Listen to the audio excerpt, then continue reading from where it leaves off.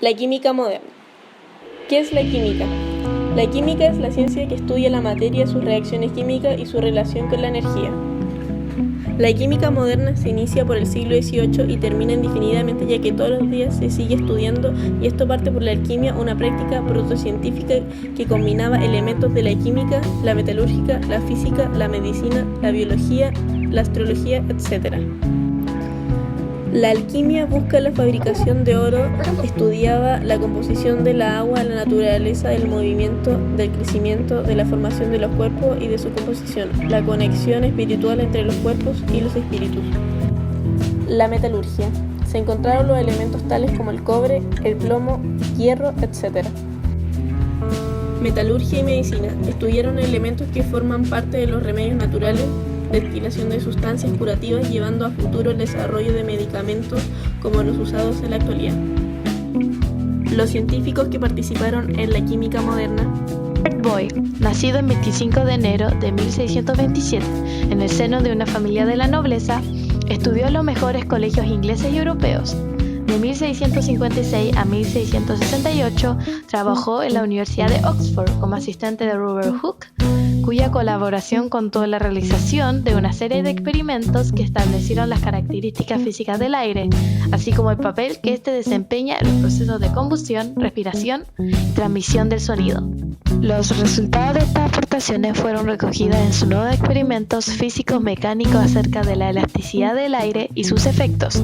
En la segunda edición de esta obra expuso la famosa propiedad de los gases conocida con el nombre de Ley de Boyle-Marriott, que establece que el volumen ocupado por un gas a temperatura constante es inversamente proporcional a su presión.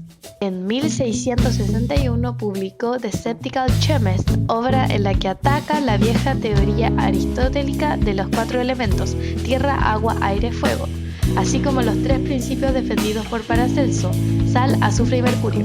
Por el contrario, Boyle propuso el concepto de partículas fundamentales que, al combinarse entre sí en diversas proporciones, generan las distintas materias conocidas. Su trabajo experimental abordó asimismo el estudio de la calcinación de varios metales. También propuso la forma de distinguir las sustancias alcalinas de las ácidas, lo que dio el origen al empleo de indicadores químicos.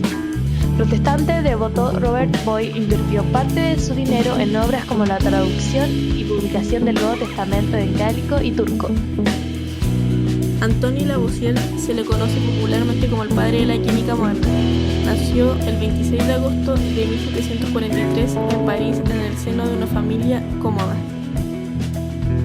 Estudió en el Instituto Mazarino y cursó estudios de Derecho, licenciándose como abogado en 1764.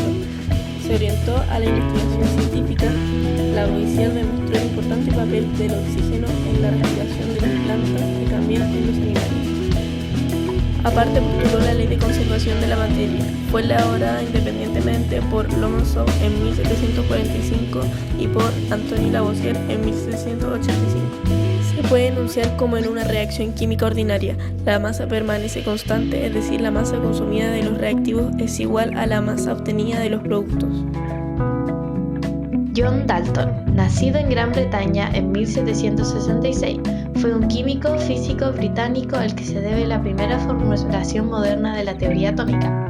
Pese a recibir una educación precaria a causa de las penurias económicas, una inagotable curiosidad y afán de conocimiento le permitió completar su formación y obtener cierto prestigio con sus primeros trabajos científicos, que se basaron sobre los gases y sobre una enfermedad visual que padeció posteriormente llamado daltonismo. Reconocido ya como científico y con una sólida posición académica, Dalton descubrió la llamada ley de las proporciones múltiples, que rige el peso de los elementos que intervienen en una reacción química, y propuso como interpretación de la misma toda una teoría sobre la constitución de la materia que retomaba el atomismo griego. Es el llamado modelo atómico de Dalton, que vigente a lo largo de todo el siglo XIX posibilitaría importantes avances científicos. Serius, químico sueco, huérfano a temprana edad, fue criado por unos parientes que constataron ya en sus días escolares su interés por la ciencia, en especial por la medicina, disciplina en la que se licenció en 1802 por la Universidad de Uppsala. Sus investigaciones comprendieron todas las ramas de la química. Descubrió 3 elementos químicos: cerio, selenio y torio. y fue el primero en aislar el silicio, el circonio y el titanio. Fue el introductor en química del término catalizador y explicó la naturaleza de la catálisis. Introdujo también el sistema actual de notación química, en el cual cada elemento está representado por una o dos letras del alfabeto. Fue responsable de la teoría de los radicales, que establece que un grupo de átomos, como el grupo de sulfato, puede actuar como una unidad simple en una serie de reacciones químicas. Creó la teoría electroquímica, que establece correctamente que los compuestos químicos están formados por componentes de carga negativa y positiva. Su mayor logro fue la medición de pesos atómicos.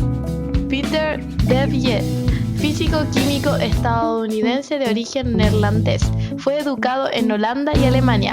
Cursó estudios de ingeniería de electricidad. Fue profesor de física general en la Universidad de Múnich, Utrecht, Göttingen, Zúrich y Leipzig. Fue nombrado director en 1935 del Instituto de Física de Berlín. Dudley en 1940 obtuvo una cátedra en la Universidad de Cornell, Estados Unidos. Entre 1911 y 1916 concibió una teoría sobre la variación de la capacidad calorífica con la temperatura, así como un método de análisis por difracción de rayos X usando polvo de cristal. Y por último, la idea de momentos dipolares eléctricos permanentes para las moléculas. Debye mostró el mecanismo que permite medir tales momentos y el modo en que pueden utilizarse para reconstruir la configuración de las moléculas simples. Así, la molécula de agua no es lineal, sino curva. También demostró que el anillo de benceno es plano. La unidad de momento dipolar eléctrico es Debye. Junto a Huckel, realizó en 1923 la formulación de la teoría de Debye-Huckel sobre los electrolitos, que estudiaban el comportamiento de una solución electrolita muy concentrada, registrando las interacciones mutuas establecidas entre los iones cargados. Por su contribución al conocimiento de las estructuras moleculares gracias a las investigaciones acerca de los momentos dipolares, la difracción de los rayos X y los electrolitos en el interior de las gases, obtuvo el Premio Nobel de Química en 1975.